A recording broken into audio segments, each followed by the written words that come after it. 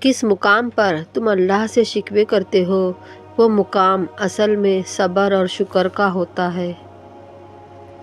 آزمائش ہمارے صبر کا امتحان ہے، اور اس امتحان کا انعام وہ ہے جو تم اپنی دعاؤں میں مانگ رہے ہو۔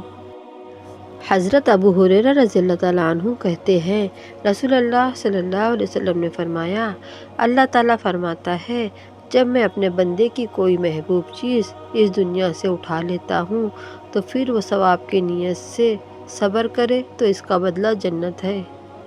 اور کیا پتہ اللہ کو تمہارا صبر اتنا پسند آ جائے کہ وہ تمہاری مانگی ہوئی ہر دعاؤں پر کن کہہ دے۔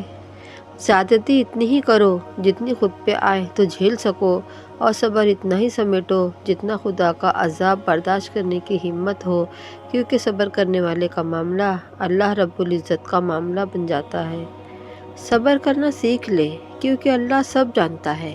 وہ جانتا ہے کہ آپ کب کن وقتوں سے گزر رہے ہیں، اور اللہ وقت بدل دیتا ہے، کیونکہ تبدیلی کائنات کا اصول ہے۔ ضروری نہیں کہ کسی کی آہ یا بددعا ہی تمہارا پیچھا کر رہی ہو۔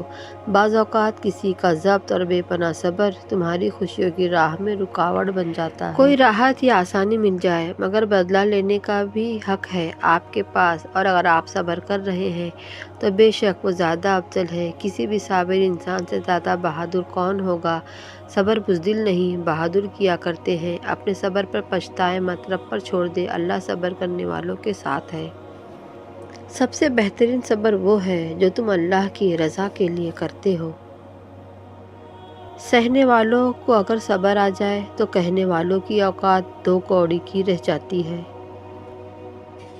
دنیا مکافات عمل ہے، صبر کبھی رائیگاں نہیں جاتا۔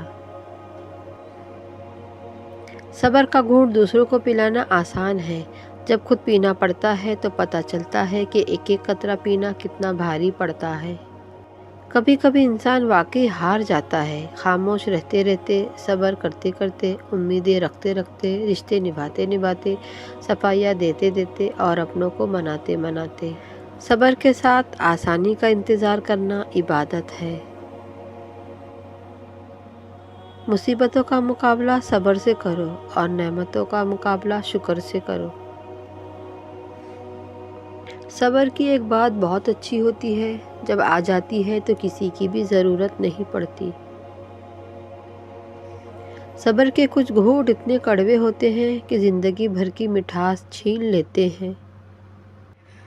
پتہ ہے صبر کسے کہتے ہیں؟ جب آپ زندگی کے اس مقام پر ہو، جب آپ کا زور زور سے رو کر اپنی تکلیف کا اظہار کرنے کو دل کرے، لیکن اس کی بجائے آپ اللہ کے فیصلے پہ راضی ہو کر خاموشی وقت گزار لے، اسے کہتے ہیں صبر۔ جو رب ایک ماہ صبر کرنے پر عید کی خوشی سے نوازتا ہے، تو وہ تمہارا سالوں سے کیا گیا صبر کیسے رائیگاں جانے دے سکتا ہے۔ کچھ چیزیں رونے سے نہیں، صبر کرنے سے ملتی ہے۔ صبر کی حد تو یہ ہے کہ تقدیر کے فیصلے پر شکوہ نہ ہو۔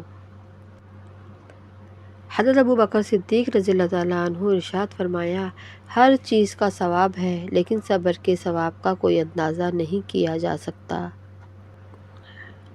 اگر دنیا میں صرف خوشیاں ہی ہوتی تو ہم نے صبر کرنا کبھی نہ سیکھا ہوتا۔ حضرت علی نے فرمایا، صبر کی دو صورتیں ہیں، جو ناپسند ہو اسے برداشت کرنا، اور جو پسند ہو اس کا انتظار کرنا۔ تم صبر کی انتہا کرو، اللہ معجزوں کی انتہا کر دے گا۔ صبر کرو، یقین رکھو، مایوس دلوں کے لیے معجزے نہیں ہوتے۔ کسی کا دل مت دکھانا، اگر اس نے صبر کر لیا تو تمہارے لیے مشکل ہو جائے گی۔ صبر کرنا اور قدر کرنا نصیب والوں کے حصے میں آتا ہے۔ یہ غم سچ میں نعمت ہوتے ہیں نا، انہی کے ملنے پر جب دل ٹکڑے ٹکڑے ہو جاتا ہے تو ہم اسے اٹھا کر اس کے بنانے والے کے پاس لے جاتے ہیں، اور وہ کتنا پیارا ہے نا، صرف اسے جوڑتا ہی نہیں بلکہ مفت میں ساتھ اپنی محبت بھی اس میں ڈال دیتا ہے۔ اور جانتے ہو اس سب کی قیمت کیا ہے؟ صبر۔ کچھ چیزیں دیر سے ملیں گی، لیکن تم دعا کرتے رہنا اور صبر کرتے رہنا۔ تکلیف میں صبر سے کام لیا کرو، کیونکہ سونے کو آگ سے آزمایا جاتا ہے اور مومن کو صبر سے۔ زندگی کبھی بھی آسان نہیں ہوتی، اسے آسان بنانا پڑتا ہے، کبھی برداشت کر کے اور کبھی کچھ نظر انداز کر کے۔ صبر کرنا مت چھوڑ دینا، ہر کام آسان ہونے سے پہلے مشکل ہوتا ہے۔ صبر کرنے والے سکون میں ہوتے ہیں، کیونکہ انہیں معلوم ہوتا ہے اللہ بہتر کرے گا۔